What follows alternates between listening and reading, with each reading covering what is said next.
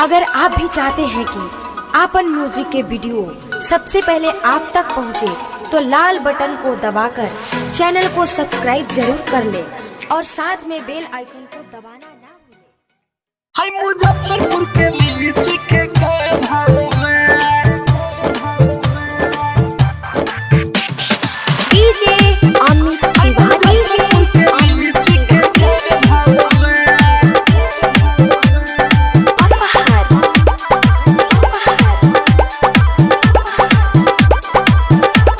सब लोग देखी भाई बाट बगला है मुजफ्फरपुर के लीची काहे मार्केट में आइल सुना ना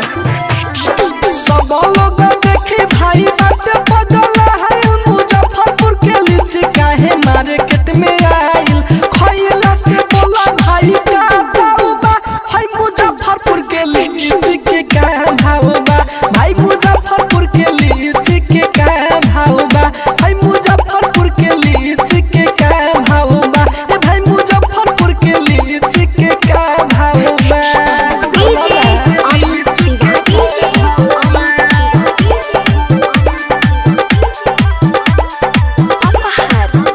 हाय मुजफ्फरपुर के लीची के का भाव बा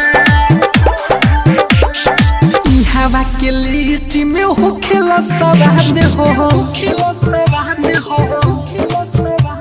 हलवाई का सखाए तो हो जलाया बांधे हो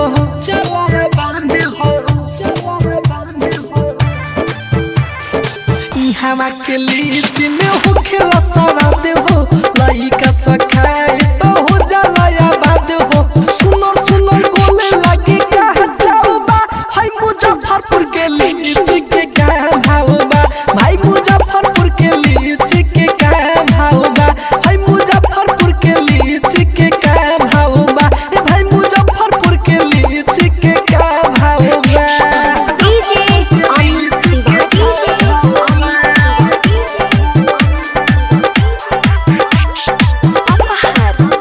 हाय मुजफ्फरपुर के लीची के का भाव बा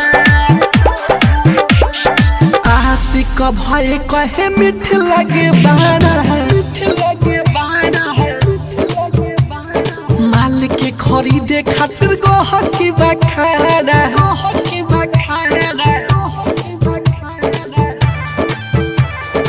आशिक भय कहे मीठ लगे बाड़ा माल के खरीदे खातिर गहकी बखाड़ा कुंदन विकास एकर बड़ी दाऊ बा हाय मुजफ्फरपुर के लीची के का भाव बा भाई मुजफ्फरपुर के लीची के का भाव बा हाय मुजफ्फरपुर के लीची के का भाव बा भाई मुजफ्फरपुर के लीची के का भाव बा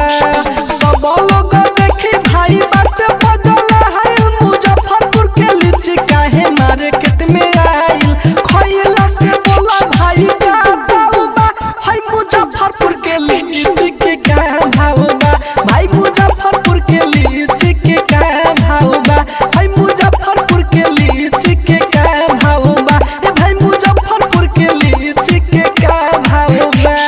बाबा भागेश्वर नाथ रिकॉर्डिंग स्टूडियो बझिया बाजार।